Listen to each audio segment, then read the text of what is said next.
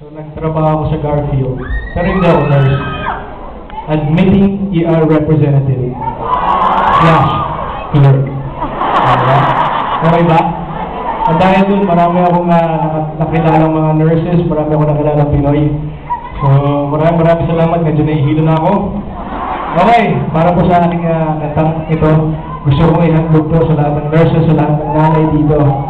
At syempre, sa aking dakilang ina, si Miss Ami Pascual. I love you, Mom.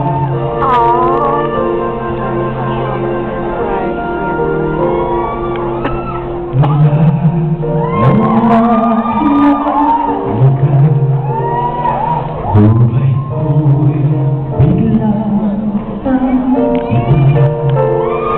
kay saya ng bawat sandali, kailan may hindi pa